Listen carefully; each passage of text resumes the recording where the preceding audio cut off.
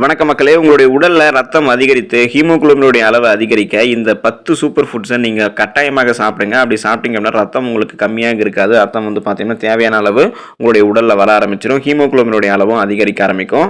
Haemoglobin அப்படின்றது சிவப்பு ரத்த அணுக்கள்ல, அதாவது ரெட் பிளட் செல்ஸ்ல இருக்கக்கூடிய ஒரு புரோட்டீனுடைய அளவு தான் ஹீமோகுளோபின்.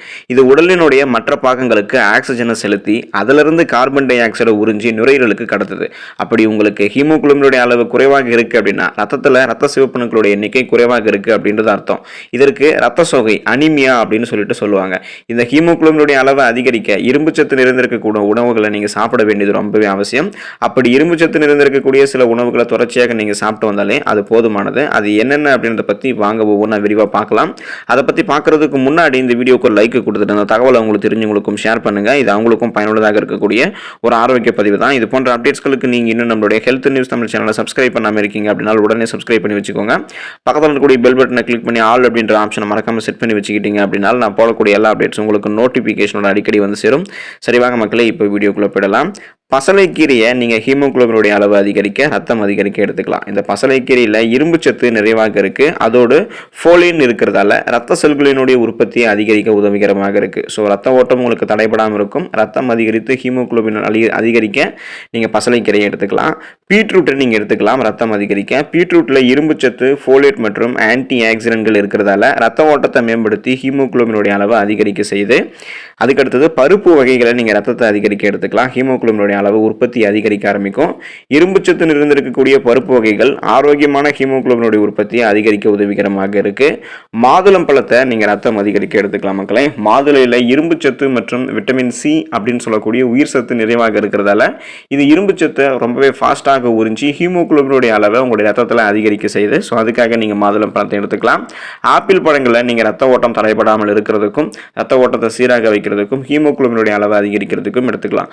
ஆப்பிள் இரும்பு சத்து மற்றும் விட்டமின் சி நிறைந்து இருக்கக்கூடிய பழம். இந்த விட்டமின் சி உயிர் சத்து. எனவே இது ஹீமோகுளோபினுடைய அளவை அதிகரித்து ரத்த ஓட்டத்தை உங்களுக்கு தடையில்லாமல் சீராக வைக்குது. ஸோ ஹீமோகுளோபினுடைய அளவை அதிகரிக்கிறதுக்கும் ரத்த ஓட்டம் உங்களுக்கு சீராக தடைபடாமல் இருக்கிறதுக்கும் நீங்க ஆப்பிள் பழத்தை எடுத்துக்கலாம். தினம் ஒரு ஆப்பிள் பழம் எடுத்துட்டா நீங்க மருத்துவர்கிட்டே போக தேவையில்லை அப்படின்றது ஒரு அறிவியல் கூற்று.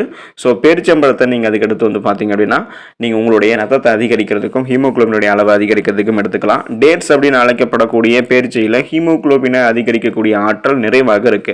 ஏன் அப்படின்னா இந்த பேரிச்சம்பழத்தில் இரும்பு சத்து கொட்டி கிடக்குது. வளமான அளவில் இரும்பு சத்து இருக்கிறதால தான் ரத்த ஓட்டத்தை இந்த பேரிச்சை உங்களுக்கு மேம்படுத்த உதவிகரமாக இருக்கு. அதனால உங்களுக்கு ஹீமோகுளோபினுடைய அதிகரிக்கக்கூடிய ஆற்றல் நிறைவாக கிடைக்கும். ஹீமோகுளோபின் அதிகரித்து ரத்த சோகை, அனிமியா போன்ற நோய்கள்லாம் உங்களுக்கு இருக்காது. ஃப்ரக்கோலியை நீங்க ஹீமோகுளோபினுடைய அளவு அதிகரிக்க எடுத்துக்கலாம்.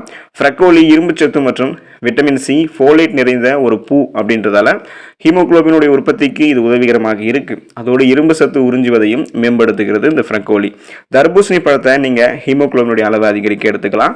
ரத்த ஓட்டம் உங்களுக்கு மேம்பட ஆரம்பிக்கும். நீங்க தர்பூசணியை தொடர்ந்து சாப்பிடும்போது தர்பூசணி உடலினுடைய நீர் சத்து பற்றாக்குறையும் போக்குது. அது மட்டும் இல்லாம உடலுக்கு தேவையான இரும்பு சத்தையும் வழங்குது. இதனால ரத்த ஓட்டம் மேம்படுது. இரும்பு சத்து உங்களுக்கு கிடைக்கிறதால ஹீமோகுளோபினுடைய அளவும் அதிகரிக்க ஆரம்பிக்கும். தர்பூசணி பழம் 90% நீர் சத்து நிறைந்திருக்கக்கூடிய பழம் அப்படின்றதால ரத்த ஓட்டம் உங்களுக்கு தடைபடாமல் இருக்கும்.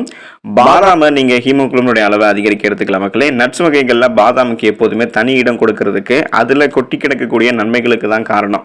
ஸோ அதுல ஒன்று தான் பார்த்தீங்கன்னா இரும்பு சத்து. அதோட விட்டமின் ஈயும் இருக்கு. எனவே ஹீமோகுளோபினுடைய அளவை அதிகரித்து ஆரோக்கியமாக சிவப்பு ரத்த அணுக்களை பராமரிக்குது. ஸோ ரெட் பிளட் செல்ஸை பார்த்தீங்கன்னா அது பராமரிக்குது.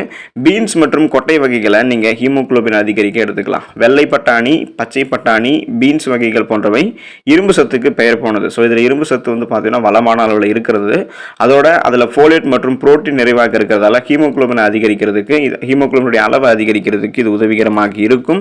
ஸோ அந்த வகையில் இந்த உணவுகளை தொடர்ந்து நீங்கள் சாப்பிடக்கூடிய உணவுகளை தொடர்ந்து நீங்கள் இதை எடுத்துக்கிட்டே வந்தீங்க அப்படின்னா உங்களுடைய உடலில் ரத்த ஓட்டம் சீராக இருக்கும். அதாவது ரத்த ஓட்டம் தடைபடாமல் சீராக இருக்கும். ரத்தம் சார்ந்த பல விதமான இந்த ரத்த சோகை போன்ற அனிமியா பிரச்சனைகள்லாம் உங்களுக்கு ஏற்படாது. ஹீமோகுளோபினுடைய அளவு அதிகரித்து நீங்கள் எப்பவுமே ரத்தம் சார்ந்த பல விதமான பிரச்சனைகள் வராமல் ஆரோக்கியமாக இருப்பீங்க. அந்த பிரச்சனைகள் உங்களுக்கு குணப்படுத்திக்கிறதுக்கும் இந்த உணவுகளை நீங்கள் தொடர்ந்து எடுத்துக்கலாம். ஸோ இது தொடர்ந்து எடுத்து நீங்களும் ஆரோக்கியமாக இருங்க. இதோட நலன்களை பெற்று நன்றி மக்களே.